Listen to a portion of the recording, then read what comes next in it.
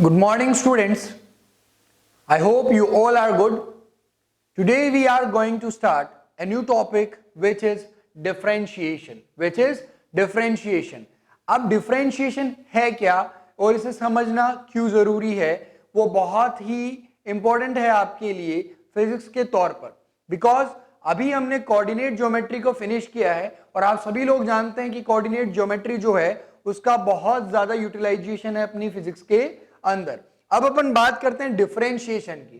तो देखो, डिफरेंशिएशन जो है वो हमारे बहुत काम आने वाला है, क्योंकि जैसे अगर मैं वेलोसिटी की बात करूं, वो चीजें आपके आगे आएंगी, लेकिन अभी मैं आपको बता रहा हूं कि जैसे मैं वेलोसिटी की बात करूं तो वेलोसिटी क्या है। वेलोसिटी का मतलब हो गया कि अगर मैं टाइम के रेस्पेक्ट में डिस्प्लेसमेंट का डिफरेंशिएशन करूं तो मुझे वेलोसिटी मिलती है। दैट मींस वहां भी एक डिफरेंशिएशन वर्ड इंट्रोड्यूस होता है। तो हमें ये पता तो होना चाहिए ना कि वो डिफरेंशिएशन वर्ड एक्चुअल में मीनिंग उसका है क्या। तो क्लियरली आपको समझने के लिए सबसे पहले जो स्लोप वाला मेथड मैंने आपको कोऑर्डिनेट ज्योमेट्री में बताया था उसके बारे में आप ध्यान से सोचें। तो चलो स्टार्ट करते हैं। याद करें, मैंने आपको बताया था कि अगर मान लो कि कोई स्ट्रेट लाइन है, this is positive x axis, this is positive y axis, ये सभी को पता होगा, ये आप सब लोग मेरे हिसाब से प्रीवियस लेक्चर्स को देखकर प्रैक्टिस कर चुके होंगे। ठीक है, अब मैं एक कोई स्ट्रेट लाइन बनाता हूं। अब मुझे आप जल्दी से बताएं, मैं आपसे पूछूं बताओ what is the slope of this straight line, तो आप क्या कहोगे? Sir, what is the angle between the positive x-axis and this line? Then we will definitely tell you about slope, because if this angle is theta, then tan of theta is the slope of this line. लेकिन मैंने कहा मुझे तो theta पता ही नहीं है, तो क्या करें? तो मैंने कहा था अपने पास दो पॉइंट होने चाहिए। जैसे मान लो मैं कहूं इस लाइन पे दो पॉइंट हमने ले लिए, ठीक है, 2 points are there. First is A and second one is B. Coordinate of this point is x1 comma y1 and coordinate of this point is x2 comma y2. और मैंने आपको कहा था कि यहां पर आप एक ट्राइंगल कंस्ट्रक्ट कर लीजिए, और ये अगर एंगल थीटा है तो ये एंगल भी कितना होगा? थीटा होगा, ये अपन जानते हैं। ठीक है, because these are two parallel lines and this is transversal line. Clear? तो एंगल जो थीटा है वो यहां पर भी रहेगा, कोई दिक्कत। अब इसके बाद में मैंने आपको बताया था कि ये वाली डिस्टेंस कितनी होगी, तो आपने कहा था sir this is y2 minus y1 और this is x2 minus x1। तो मैंने आपको पूछा था कि बताओ tan थीटा क्या होगा, तो आपने कहा था tan थीटा होता है sir perpendicular upon base, perpendicular हो गया y2 minus y1 divide by x2 minus x1 हो गया बेस। यही आया था कि नहीं आया था? अब जरा आप ध्यान दें, अगर मैं स्ट्रेट लाइन के किसी भी पॉइंट पे चलूं, कोई भी दो पॉइंट स्ट्रेट लाइन पे लूं, तो आपकी स्लोप हमेशा सेम आने वाली है। अब क्यों आने वाली है? बिकॉज आपको पता है कि अगर मान लो मैं दो पॉइंट यहां कंसीडर ना करके यहां कंसीडर करता, ठीक है, तो एक ट्राइंगल बनाता, तो भी आपका एंगल तो थीटा ही आने वाला था ना भाई साहब। मतलब थ्रू आउट द पाथ, इस पाथ के ऊपर आप कहीं भी चले जाइए, यहां भी एंगल थीटा बनेगा, यहां भी एंगल थीटा बनेगा, यहां भी एंगल थीटा और यहां भी angle theta. That means angle change नहीं हो रहा है। अब एंगल चेंज नहीं हो रहा है तो आप सभी लोगों को पता होगा, अगर थीटा ही चेंज नहीं हो रहा है, थीटा क्या है? थीटा है अनचेंज्ड। अब थीटा अनचेंज्ड है तो इसका मतलब tan थीटा की वैल्यू भी सेम ही आएगी। इसका मतलब स्लोप ऑलवेज क्या रहेगा? कांस्टेंट। तो यहां पर अपन क्या बोल सकते हैं? स्लोप ऑलवेज क्या रहेगा? कांस्टेंट रहेगा। रहेगा कि नहीं रहेगा? क्लियर है? लेकिन अगर मैं अब जो है वो बात करूं किसी और ग्राफ की, जो कि आप जरा ध्यान से देखना, मैं इसको तो आपको रब कर देता हूं। अब दूसरा ग्राफ जो है मेरे पास, वो जरा ध्यान से देखें, मैं कुछ इस तरीके से उस ग्राफ को बना रहा हूं। ठीक है, तो देखिए, अब मान लो अगर ग्राफ ऐसा कुछ हो, अगर ग्राफ ऐसा कुछ आपको दे रखा हो, ठीक है, और आपसे पूछे बताओ इस ग्राफ में इस पॉइंट की स्लोप क्या होगी, मतलब इस पॉइंट पर स्लोप क्या होगी और इस पॉइंट पर स्लोप क्या होगी। ठीक है, that means this is our point A and this is our point B. अगर मैं आपसे क्वेश्चन करूं ये क्या है? x1 कोमा y1 है, ये मान के चल लेते हैं। ये क्या है? x2 कोमा y2 है, ये भी अपन मान के चल लेते हैं। अब मैं आपसे एक चीज पूछना चाह रहा हूं कि मुझे बताओ क्या आप एक ट्राइंगल कंस्ट्रक्ट कर सकते हैं इन दोनों पॉइंट से? तो तो आप बोलोगे सर कोशिश करते हैं, तो कोशिश करके देख लो भैया कैसे करोगे। अब ये तो बन गया, लेकिन ये तो सर एक कर्व है, मतलब स्ट्रेट लाइन नहीं है, तो स्ट्रेट लाइन नहीं है तो ये ट्राइंगल नहीं बन सकता, और ट्राइंगल नहीं बन सकता तो मैं स्लोप कैसे बताऊंगा, बिकॉज tan थीटा तो अपना ट्राइंगल से आता है sir, because tan theta equals to perpendicular upon base. अब परपेंडिकुलर तो मिल जाएगा सर, बेस भी मिल जाएगा क्या, कहां से मिल जाएगा सर, यही नहीं पता हमें तो यही नहीं पता अभी तो ये स्ट्रेट लाइन होनी चाहिए तभी तो ये ट्राइंगल बनेगा, ठीक है।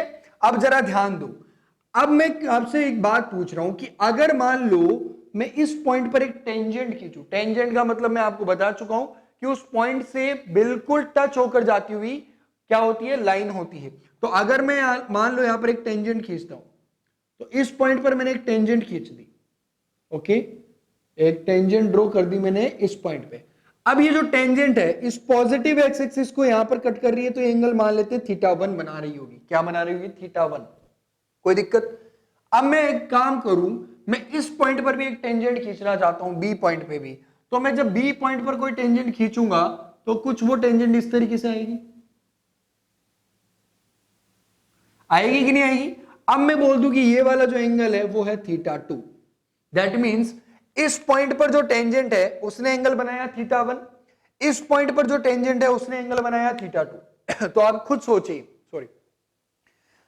सोचिए कि इस कर्व के अंदर दोनों पॉइंट पर जो हमने टेंजेंट खींची, उस टेंजेंट ने क्या किया, अलग अलग एंगल फॉर्म किया पॉजिटिव एक्स एक्सिस के साथ। अब अलग अलग एंगल अगर उसने सबटेन किया है पॉजिटिव एक्स एक्सिस के साथ, तो आप खुद सोचिए कि क्या tan थीटा सेम आ सकता है। आप खुद बताइए व्हाट इज द वैल्यू या what is the relation between θ1 and θ2। तो आप बोलोगे sir θ2 is greater than θ1, because हम देख पा रहे हैं कि ये जो है उसकी स्लोप ज्यादा आ रही है, इसका मतलब ये एंगल ज्यादा बन रहा है ना, आपको पता होगा ये एंगल कम है, तो ये एंगल कम है, ये एंगल ज्यादा है, तो tan थीटा आपको देखना है। तो आप सभी लोग जानते होंगे tan थीटा का मतलब क्या हुआ, tan थीटा मतलब थीटा जैसे जैसे बढ़ता जाएगा 90 तक वैसे वैसे स्लोप बढ़ती जाएगी, तो θ2 ग्रेटर देन θ1 है, इसका मतलब इसकी स्लोप ज्यादा है सर और इस वाली लाइन की स्लोप कम है, ये बात हमें पता है। तो अब क्या करें सर, ऐसी कंडीशन में तो गड़बड़ हो जाएगा काम, दो दो थीटा आ रही है तो दो दो स्लोप आ रही है, इसका मतलब मैं इस कर्व के किसी भी पॉइंट पर चला जाऊं, हर पॉइंट पर स्लोप अलग अलग आएगी। तो फिर सर मुझसे अगर पूछा जाए कि बताओ यहां पर स्लोप कितनी होगी, तो आप कैसे पता लगाएंगे। तो उस केस के लिए ध्यान रखें, मैं क्या करता हूं, मैं इधर की तरफ वापस से इस डायग्राम को बनाता हूं और आपको समझाने की कोशिश करता हूं, जरा ध्यान से देखना। हमारे पास कर्व ऐसा था, ये था कि नहीं था। अब आप क्या करो, ये जो ए पॉइंट है उस बी के बहुत ज्यादा क्लोज लेकर चले जाओ, दैट मींस, या फिर उस बी पॉइंट को ए के बहुत क्लोज ले आओ। मान लो मैं क्या करता हूं, यहां पर ए पॉइंट ले लेता हूं और एकदम क्लोज, इसके एकदम क्लोज बी पॉइंट ले लेता हूं। आई बात समझ में, मैंने क्या किया, ए पॉइंट यहां ले लिया और बी पॉइंट बिल्कुल इसके क्लोज ले लिया। अब जब मैं इसके क्लोज ले लूंगा तो जरा देखो, अगर मैं ए पॉइंट पर टेंजेंट बनाता हूं, अगर मैं ए पॉइंट पर टेंजेंट बनाता हूं, तो आप जरा देखेंगे ध्यान से कि वो टेंजेंट बी को भी टेंजेंट की तरह ही काम कर रही है, बी पर भी टेंजेंट की तरह ही काम कर रही है। कैसे, जरा देखो, ए पर खींचा तो वो बी से भी टच होके ही जा रही है, जा रही है कि नहीं जा रही। और इधर वाले केस में क्या होता कि अगर मैं इस वाली टेंजेंट की बात करूं तो वो ए को तो टच करके जा रही है लेकिन बी को टच करके नहीं जा रही है, तो वो बी के लिए टेंजेंट नहीं बनी। क्लियर। अब जरा ध्यान दें, ये वाली बात हो गई। तो अब देखो जरा आप, अब क्या ट्राइंगल कंस्ट्रक्ट कर सकते हो। तो आप देखो बहुत छोटा सा है, मैं इसको क्या करता हूं, मैग्नीफाई कर देता हूं। तो मैग्नीफाई करेंगे तो देखो इस तरीके से एक लाइन, देन एक इस तरीके से लाइन, देन ये, तो ट्राइंगल बन गया कि नहीं बन गया, बन गया ना। अब आप जरा सोचिए, ये ट्राइंगल बन गया तो हम सभी लोग जानते थे कि ए के कोऑर्डिनेट अगर x1, y1 हमने माने और बी के कोऑर्डिनेट अगर हमने x2, y2 माने हैं, तो यहां पर जो परपेंडिकुलर होता था वो y2 माइनस y1 होता था और ये क्या होता था, x2 माइनस x1 होता था। अब मैं आपसे एक बात पूछना चाह रहा हूं, बताओ y2 माइनस y1 और x2 माइनस x1 की वैल्यू बड़ी आएगी कि छोटी आएगी। तो आप बोलोगे sir these points are so much closer, अगर ये इतने ज्यादा क्लोज हैं तो इसका मतलब उन दोनों के बीच में डिफरेंस भी क्या होगा, बहुत ही कम होगा। अब डिफरेंस बहुत कम होगा तो मैं लिख सकता हूं क्या कि y2 minus y1 tends to 0, मतलब ये इतना क्लोज है, इतना पास है कि ये लगभग 0 के इक्वल है, बहुत ज्यादा क्लोज, तभी ये पॉसिबल है। आई बात समझ में? तो टेंस टू 0 कह सकते हैं। इसके बाद में ये भी लिख सकता हूं कि x2 minus x1 is also tends to 0, is also tends to 0, 0 की तरफ जा रहा है, मतलब बहुत ही कम डिफरेंस है, बहुत ही कम डिफरेंस है, तो इसका मतलब 0 के लगभग नजदीक है, बहुत ही पास है। तो याद रहे, जब y2 माइनस y1 डिफरेंस अगर 0 के नजदीक है तो उसको बोलते हैं वेरी वेरी स्मॉल डिफरेंस, और वेरी वेरी स्मॉल डिफरेंस को अपन डिनोट कर देते हैं किससे? dy। किससे कर देते हैं? dy। dy मतलब एक तरीके से अपन याद रहे इंग्लिश में बोलते हैं ना डिफरेंशिएट, डिफरेंशिएट का मतलब अलग करना होता है कि नहीं होता? और या फिर मैं बोलूं डिफरेंशियल, दैट मींस आंशिक, बहुत ही छोटा सा परिवर्तन। क्लियर? तो यहां पर डिफरेंशियल हो गया किसका? y का। सिमिलरली ये क्या हो गया? ये हो गया dx। क्या हो गया? dx। तो अब जरा बताओ यहां पर स्लोप को क्या बोलोगे? यहां पर आप स्लोप को बोलोगे dy बाय dx। अब आप सभी लोगों को पता होगा, ये मैं पिछले लेक्चर में आपको बता चुका हूं, लेकिन वहां स्ट्रेट लाइन का एग्जांपल लिया था। अब स्ट्रेट लाइन के अंदर स्लोप जो होती है वो थ्रू आउट द पाथ क्या रहती है? कांस्टेंट रहती है। लेकिन इसमें तो हर जगह चेंज होगी, बिल्कुल चेंज होगी, होगी कि नहीं होगी? तो इसका मतलब यहां पर मैं क्या लिखूं? dy बाई dx जो होगी वो क्या होगी? स्लोप होगी उस पॉइंट के ऊपर। आई बात समझ में? तो अब ये जो dy बाई dx है ना, इसी को अपन बोलते हैं डिफरेंशिएशन। अब डिफरेंशिएशन है क्या, इसकी डेफिनेशन क्या है? तो बहुत ही सिंपल सी बात है। अगर मैं बात कहूं कि आपको किसी एक वेरिएबल के रेस्पेक्ट में दूसरे वेरिएबल का चेंज पता लगाना हो, आई बात समझ में? तो उस चेंज के लिए अपन क्या करते हैं? डिफरेंशिएशन करते हैं। क्या करते हैं भैया? डिफरेंशिएशन करते हैं। जैसे मैं लिख रहा हूं dy बाई dx, तो इस dy बाई dx का मीनिंग क्या है? इस dy बाई dx का मीनिंग है कि differentiation of y with respect to x। क्या बोला मैंने? जरा ध्यान से दो। Differentiation of y with respect to x, ये इसको बोला जाएगा। सिमिलरली अगर मैं लिख देता हूं dy बाई dt, यहां पर कोई जरूरी नहीं है x ही हो, वेरिएबल तो कुछ भी हो सकता है, x भी हो सकता है, y भी हो सकता है, z भी हो सकता है, t भी हो सकता है, एनीथिंग। ठीक है? तो जरा ध्यान दे, अगर मैं बोलूं dy बाई dt, तो इसका मतलब क्या है? इसका मतलब है differentiation of y with respect to t, with respect to t। तो अपन एक चीज ध्यान रखते हैं कि रेट का आपको पता होगा, रेट मतलब चेंज होने की रेट। जैसे मैं बोलूं कि मान लो एक गाड़ी में अपने पास कोई भी रेत भरी हुई है, रेत का मतलब हो गया अपने पास मिट्टी, ठीक है, सोइल। अब अपने पास वो भरी हुई है और मैं कह रहा हूं कि किसी रेट से पर केजी, मतलब मैं कह रहा हूं कि 1 मिनट में करीबन 1 केजी जो सोइल है, मतलब कि जो मिट्टी है वो बाहर निकल रही है ट्रक से, जो ट्रक है वो चल रहा है और 1 मिनट में 1 केजी मिट्टी जो है वो बाहर गिर रही है। तो आप क्या बोलोगे? आप बोलोगे सर 1 केजी पर मिनट, 1 केजी पर मिनट जो मिट्टी है वो क्या हो रही है? बाहर निकल रही है। तो आपने क्या बताया? आपने बताया रेट। क्या बताया? रेट। अब वो रेट जब भी अपन बताते हैं तो वो भी किसके थ्रू बताई जाती है? वो भी डिफरेंशिएशन के थ्रू ही बताई जाती है। आई बात समझ में? तो जरा ध्यान रखना, अगर किसी एक वेरिएबल के रेस्पेक्ट में दूसरे वेरिएबल में चेंज का पता लगाना हो या उसकी रेट पता लगानी हो, तो अब अपन किसका यूज करते हैं? डिफरेंशिएशन का यूज करते हैं। और डिफरेंशिएशन को पढ़ते कैसे हैं? पढ़ने का रीजन क्या हुआ? किस तरीके से पढ़ेंगे? जो ऊपर वाली वैल्यू है उसका तो डिफरेंशिएशन हो रहा है और नीचे वाले के रेस्पेक्ट में हो रहा है। दैट मींस इसको बोलेंगे differentiation of y with respect to x, इसको बोलेंगे differentiation of y with respect to t। Similarly बताओ इसको क्या बोलोगे? dz by dv। आप बोलोगे differentiation of z with respect to v। अब ये बात आई कहां से? समझे कैसे? तो मानिए हमारे पास एक कोई भी फॉर्मूला है या कोई भी अपन को ग्राफ के लिए अपन को एक इक्वेशन दे रखी है, let suppose y equal to x square plus 2x plus 1 दे रखा है, ठीक है, और आपसे पूछा है कि बताओ what is the value of dy by dx। अब इस dy बाई dx का मतलब क्या हुआ? आप क्या करने जा रहे हो? सर यहां पर एक फंक्शन हमें गिवन है, एक इक्वेशन हमें गिवन है जो कि y और x के बीच में है, और आपसे पूछा जा रहा है dy बाई dx, मतलब y जो है वो x के रेस्पेक्ट में कैसे चेंज हो रहा है वो हमें बताना है। तो dy बाई dx, तो आप सभी लोगों को पता होगा ये जो एक इक्वेशन मैंने लिखी है वो एक पैराबोला की इक्वेशन है, क्योंकि आप लोगों को मैं पैराबोला पढ़ा चुका हूं कोऑर्डिनेट ज्योमेट्री में, तो आपको ये पता होगा कि ये जो इक्वेशन है वो किसकी है? पैराबोला की है। अब पैराबोला है तो वो कुछ इसी तरीके का होता है, सभी को पता होगा। पैराबोला है जो वो इसी तरीके का होगा, होगा कि नहीं होगा।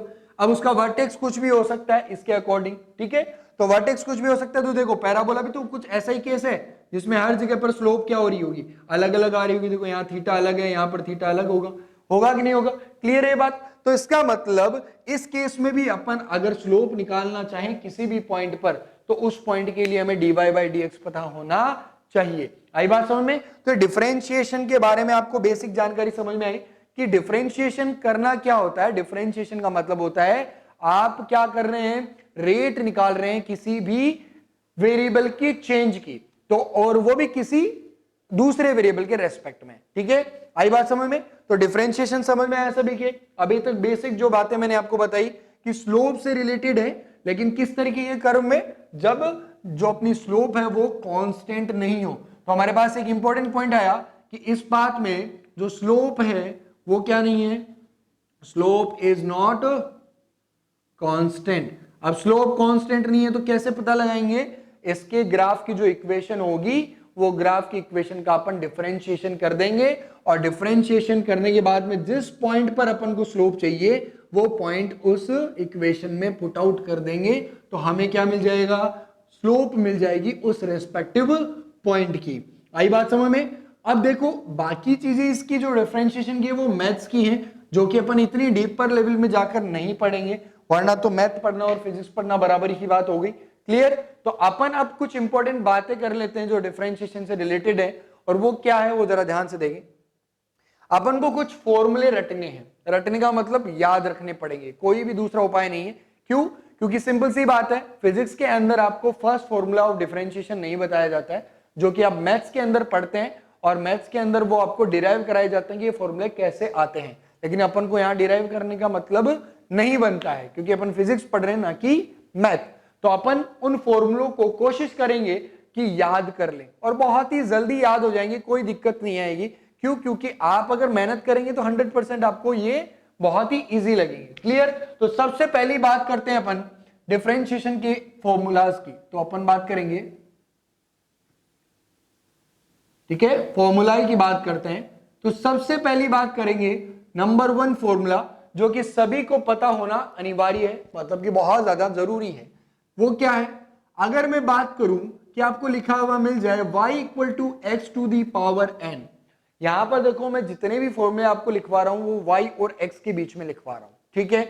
बाकी अभी मैंने आपको बताया कि वेरिएबल पार्ट है, कोई जरूरी नहीं है कि y और x के बीच में ही हो, वो किन्हीं भी दो के बीच में हो सकता है। बट अपन को ध्यान रखने वाली बातें ये हैं कि जो वेरिएबल पार्ट है वो दोनों प्रेजेंट तो होने चाहिए, मतलब जिसके रेस्पेक्ट में अपन निकाल रहे हैं।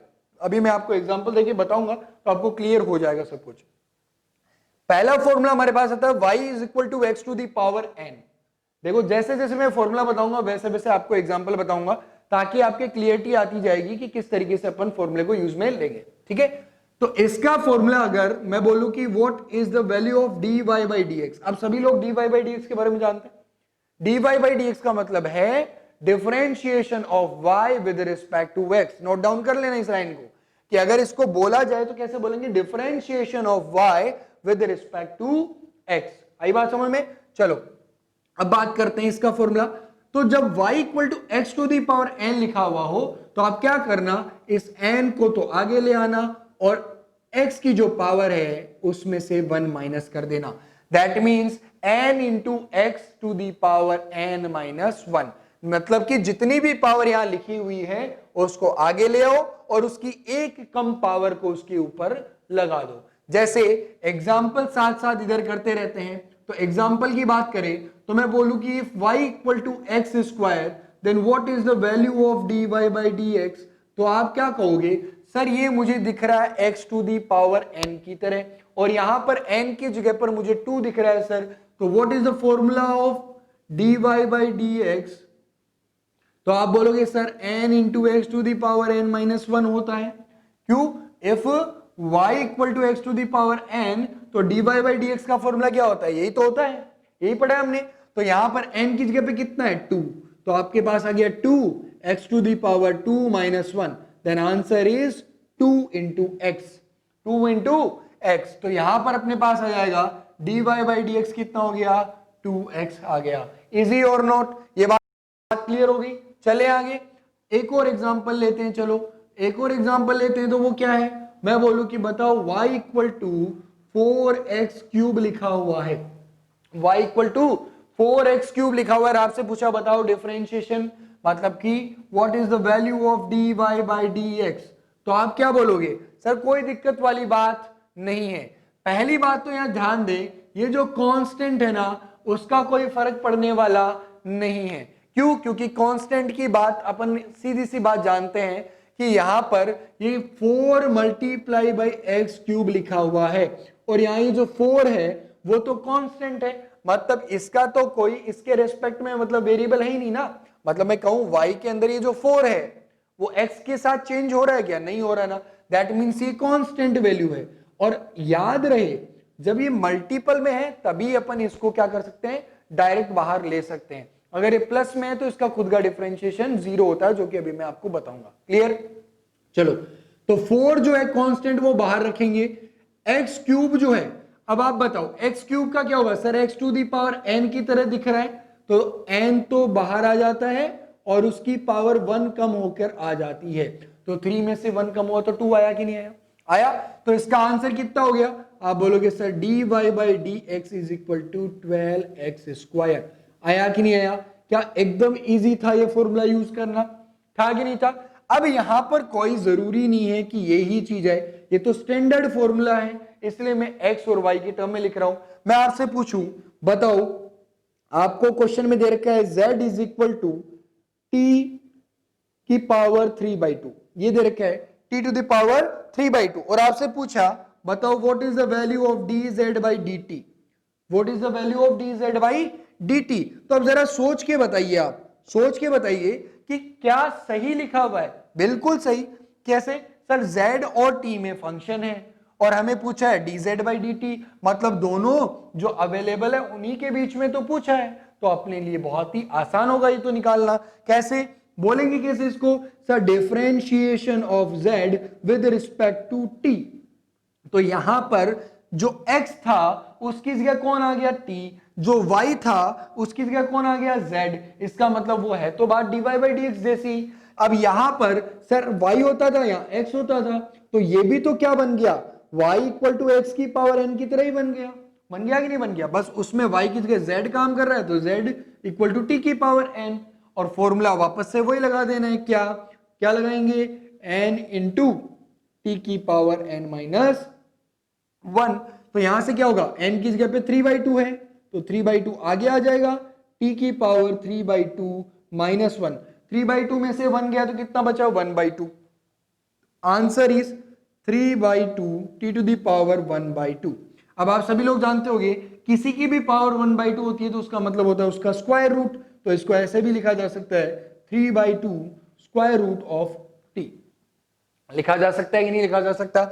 ये बात क्लियर है सभी की? कोई दिक्कत? इजी और नॉट? पहला फॉर्मूला आई थिंक आप लोगों को समझ में आ रहा होगा कि x to the power n वाला जो फॉर्मूला अपन कैसे यूज में लेते हैं।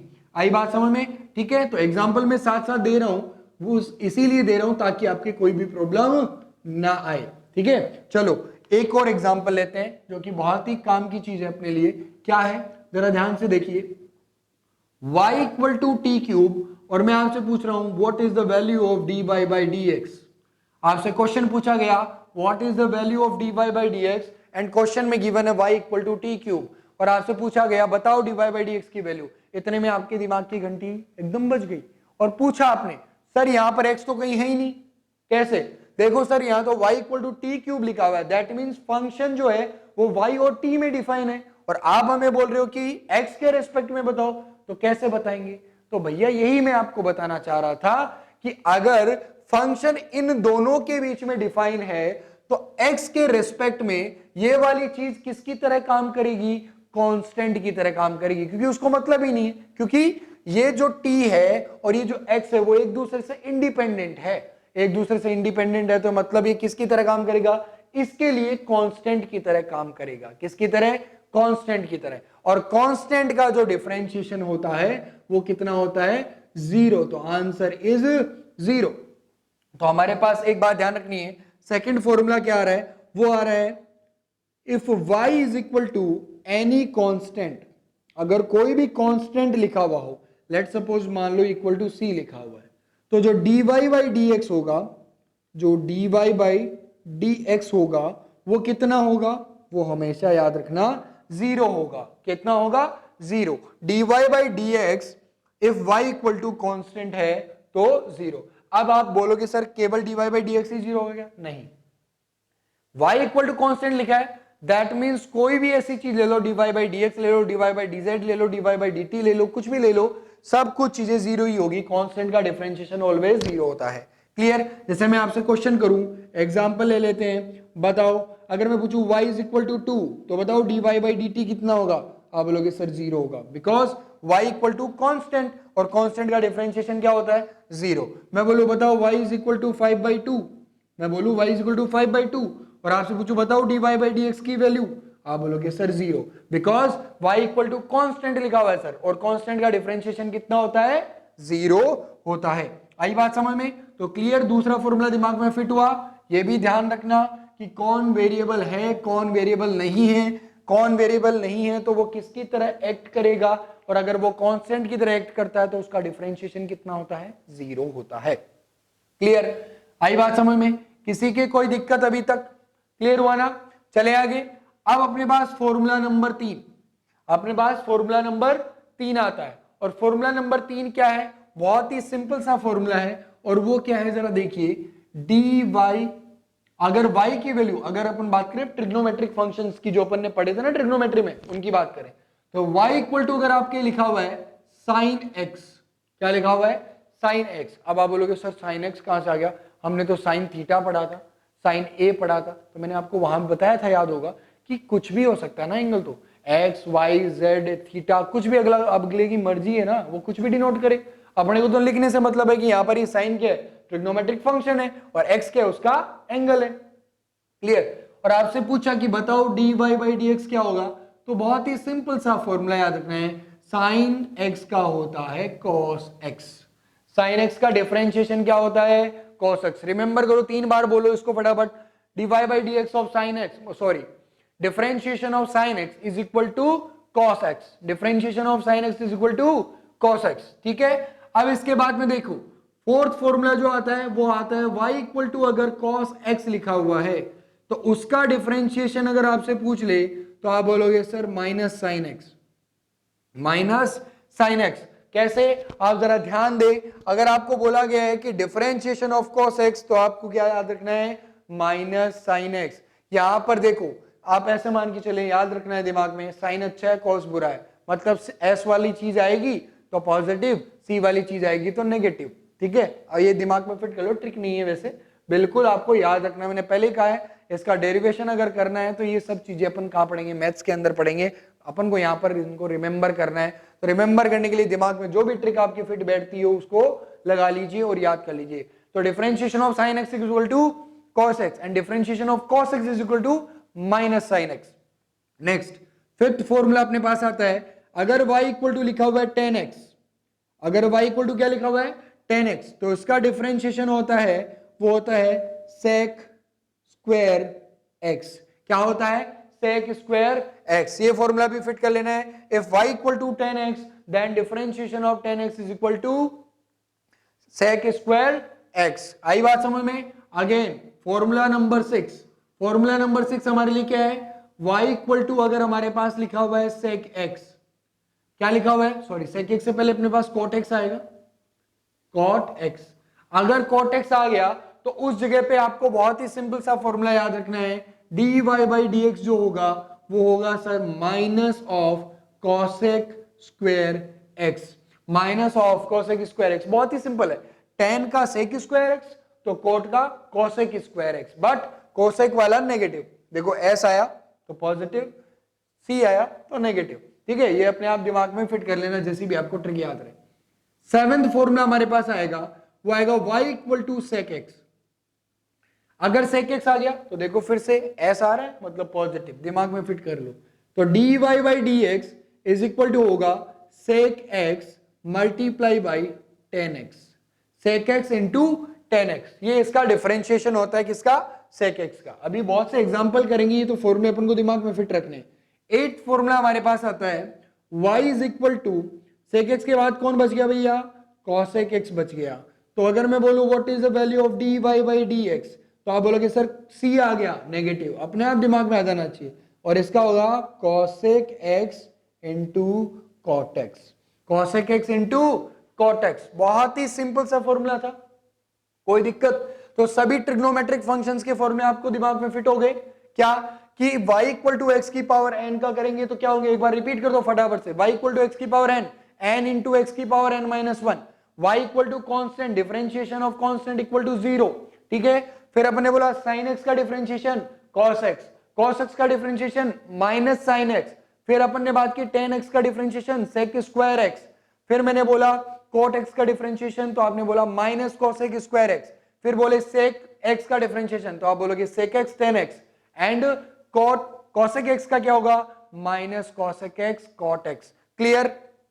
कोई दिक्कत? आसान थे ये फॉर्मूले, जल्दी से इनको नोट डाउन कर लीजिए, और उसके बाद में अपन चलते हैं और जो अपने पास फॉर्मूले हैं उनके पास, ठीक है। तो जरा ध्यान से देखिए, अब जो फॉर्मूले आने वाले हैं दो, वो भी बहुत इंपॉर्टेंट फॉर्मूले हमारे लिए, ठीक है। फॉर्मूला नंबर 9, फॉर्मूला नंबर 9 है if y equal to e की पावर x। अब e की पावर x का मतलब क्या होता है, e की पावर x का मतलब होता है एक्सपोनेंशियल फंक्शन के बारे में बात की जा रही है। किसके बारे में बात की जा रही है, एक्सपोनेंशियल फंक्शन। जैसे अपन लॉगरिथम पढ़े आए थे ना, जब लॉगरिथम पढ़ के आए थे, तो लॉगरिथम में अपन ने ये पढ़ा था कि अगर कोई function y is equal to log x लिखा हुआ हो, अगर कोई function y is equal to log x लिखा हुआ हो, तो उस केस में अगर यहां पर बेस e लिया गया हो, तो मैं अगर दोनों को e की पावर में ले लेता हूं, दोनों को e की पावर में ले लेता हूं, तो ये क्या बन जाएगा, ये बन जाएगा e की power y is equal to, आप सभी लोगों को पता होगा, ये मैंने आपको बताया था, ठीक है। इसकी वैल्यू क्या होगी, अगर ये वाली वैल्यू और ये वाली वैल्यू बेस दोनों सेम हो जाएं, तो ये का ये आंसर आता है, बताया हुआ है लॉगरिथम में। तो आप जानते हैं ये आ गया x, तो ये बन गया ना e की power y equal to x, तो इसको एंटीलॉग लेना बोलते हैं। क्या बोलते हैं, एंटीलॉग लेना बोलते हैं। तो अगर एंटीलॉग आपको लेना है तो आपको ध्यान रखना है बेस का, जो भी बेस होगा उसकी पावर में उसको ले जाइए, वो एंटीलॉग की तरह काम करेगा। क्लियर? तो e की पावर x कहां से आया, ये इसी तरीके से आया, आपके लिखा हुआ था log e base y equal to x लिखा हुआ था, तो अब इसका एंटीलॉग लेंगे तो दोनों तरफ e पावर ले लेंगे, तो ये तो बन गया e की पावर x, और ये क्या बन जाएगा, ये y बन जाएगा। तो y इक्वल टू e की पावर x बना कि नहीं बना? क्लियर?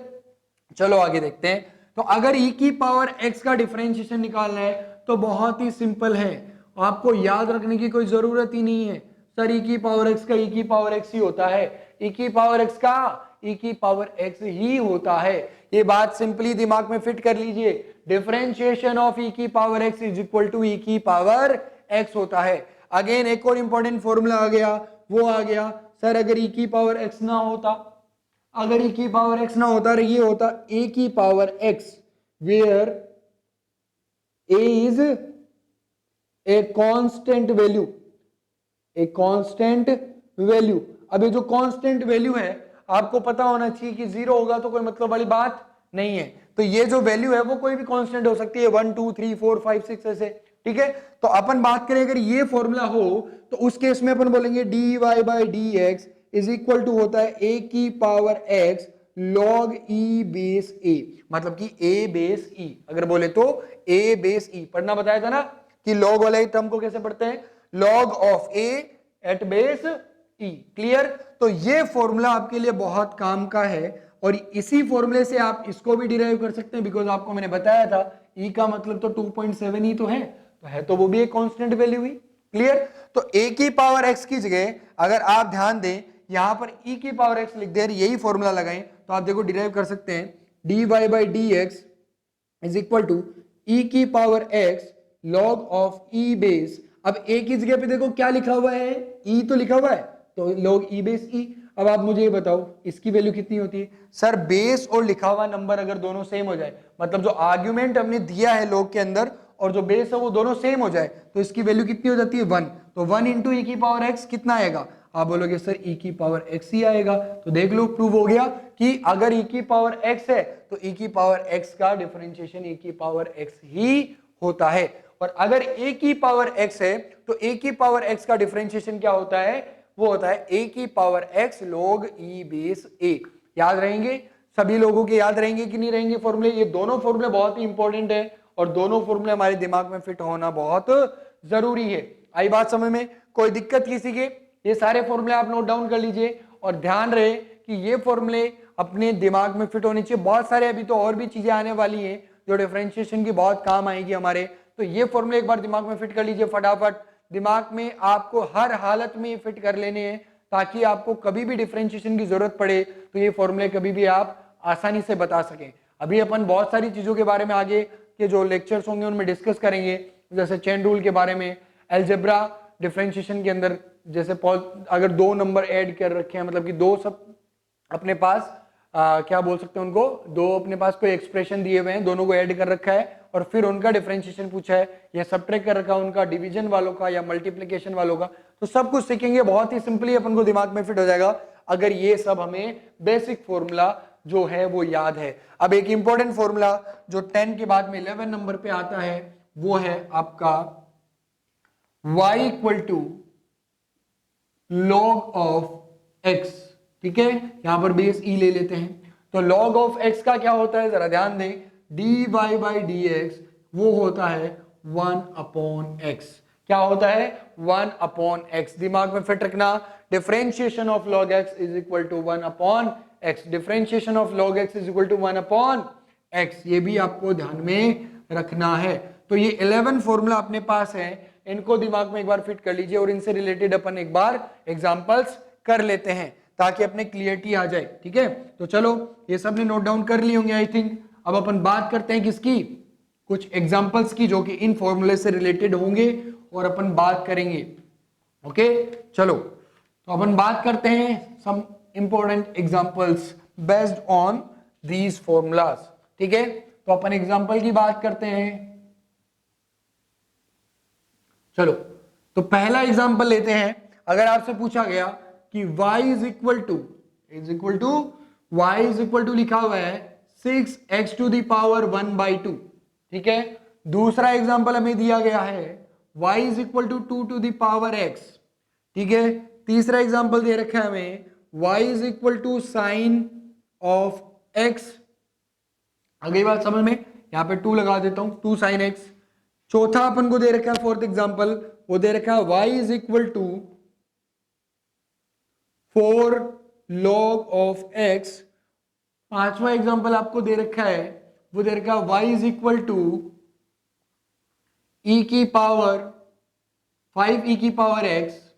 ठीक है, सिक्स्थ एग्जांपल आपको दे रखा है y इक्वल टू, और कौन सा बच गया बताओ जल्दी से, 7 टू द पावर x ले लेते हैं, 7 टू द पावर x ले लेते हैं। और आपसे पूछा जाए बताओ इनका डिफरेंशिएशन क्या होगा सभी का, तो आप बहुत ही सिंपली जल्दी से कहोगे सर आसान है।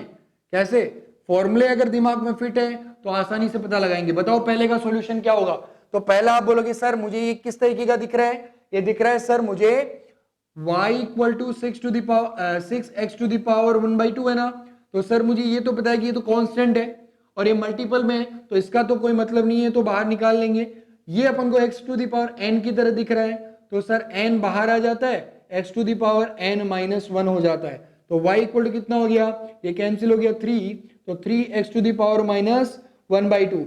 आपको पता होगा माइनस 1/2 का मतलब क्या होता है, वो होता है y equal to x 3 divide by x to the power plus 1/2। इसको डिवाइड में ले जाऊंगा तो प्लस 1/2 हो जाएगी, तो ये क्या हो गया 3 by root of x, square root of x। आपको पता होगा 1/2 पावर का मतलब स्क्वायर रूट होता है। इजी और नॉट क्लियर? सॉल्यूशन नंबर 2 बताओ, दूसरे का सॉल्यूशन क्या होगा। आप बोलोगे सर दूसरा क्वेश्चन है y equal to 2 to the power x। अगर 2 की पावर x लिखा हुआ है 2 की पावर x, तो sir this is a constant and constant की पावर x है, तो सर फॉर्मूला हमारा ये था y equal to 2 to the power x लिखा हुआ है, तो y इक्वल टू a की पावर x वाला फॉर्मूला लगेगा और वो लगेगा dy by dx is equal to a to the power x log of a at base e। तो यहां पर a की जगह काम कौन कर रहा है सर, 2 काम कर रहा है, देन 2 की power x log of 2 base e। ये अपना आंसर हो जाएगा सेकंड क्वेश्चन का। इजी और नॉट? इसके बाद में थर्ड क्वेश्चन लेते हैं। थर्ड का अपना है 2 sin x। क्या है? 2 sin x। आपको पता है sir this is a constant number, so इसका तो कोई फर्क पड़ेगा नहीं, ये तो मल्टीपल में है, तो y इक्वल टू 2 तो आ जाएगा सर, और sin x का क्या होता है? cos x होता है। क्लियर? तो ये हो गया हमारा dy by dx। Fourth question बताइए sir, y equal to 4 log x। 4 log x का मतलब क्या होता है सर? कांस्टेंट है। 4 तो अपना क्या है?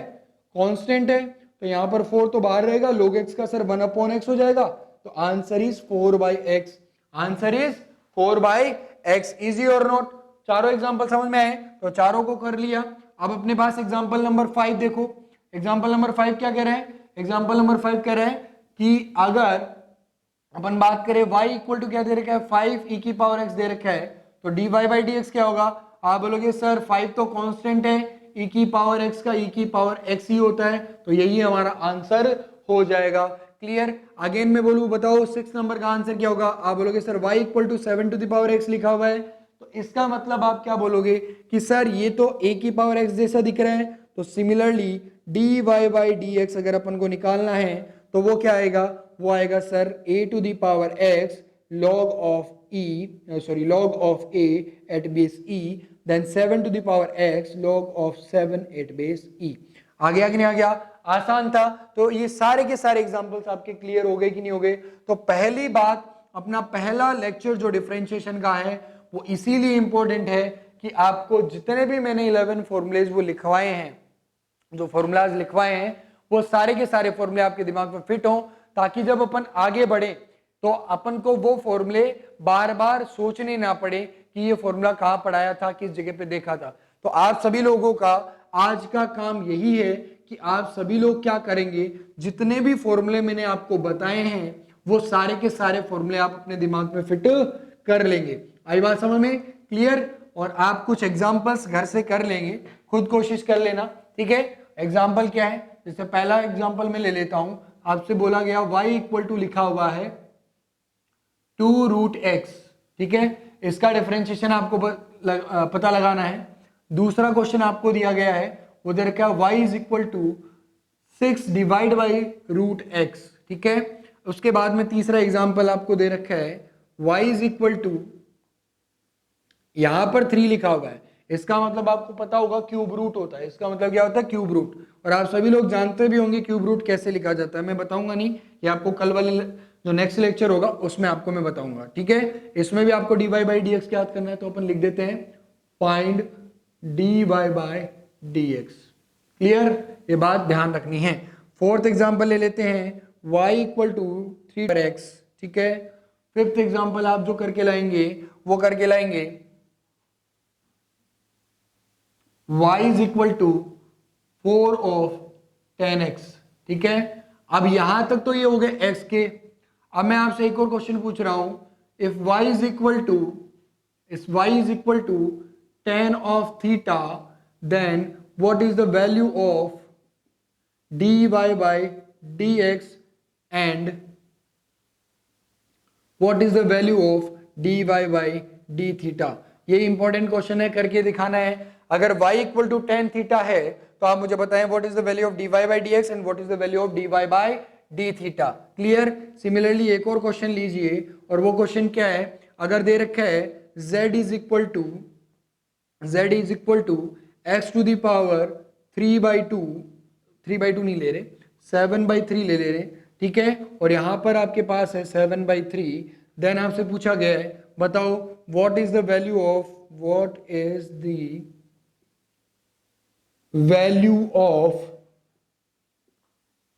dz by dx and dz by dy, ठीक है? ये आपको बताना है। दोनों क्वेश्चन ये भी करने हैं और 5 क्वेश्चन आपको ये दिए हैं वो भी करने हैं, ठीक है? ये करने के बाद में आप जो फॉर्मूले जो हैं आपके पास वो रिमेंबर हो जाएंगे आपके पास। साइन थीटा, कॉस थीटा, सब कुछ आपको दिमाग में फिट हो जाना चाहिए कि किसका क्या होता है डिफरेंशिएशन। और अगर ये आपके दिमाग में फिट हो गए तो उस केस में जरा ध्यान रखना कि आगे अपन जब नेक्स्ट लेक्चर में चेन रूल के बारे में पढ़ेंगे, अलजेब्रा लगाएंगे, पॉजिटिव वाले मतलब ऐड करने वाले, सब्ट्रैक्ट करने वाले, मल्टीप्लिकेशन में फॉर्मूले लगाएंगे, तो वो बहुत ही आसानी से आपके दिमाग में फिट रहेंगे। तो नेक्स्ट लेक्चर के लिए प्रिपेयर रहें और ये लेक्चर आपको बिल्कुल ध्यान से देखकर इसके जितने भी फॉर्मूले मैंने आपको सिखाए हैं वो सारे के सारे फॉर्मूले आपको तैयार कर लेने हैं। आई होप आप सभी लोग क्या करेंगे, इस बात को सीरियसली लेंगे और ये जो डिफरेंशिएशन वाला पार्ट आज मैंने जो कराया है उसको आप अच्छे से तैयार कर लेंगे ताकि नेक्स्ट लेक्चर में आपको कोई भी दिक्कत ना हो। ठीक है, अब अपन जो भी अगला टॉपिक पढ़ेंगे डिफरेंशिएशन के अंदर वो नेक्स्ट लेक्चर में पढ़ेंगे। तो इस लेक्चर के लिए बस इतना ही। Thank you very much.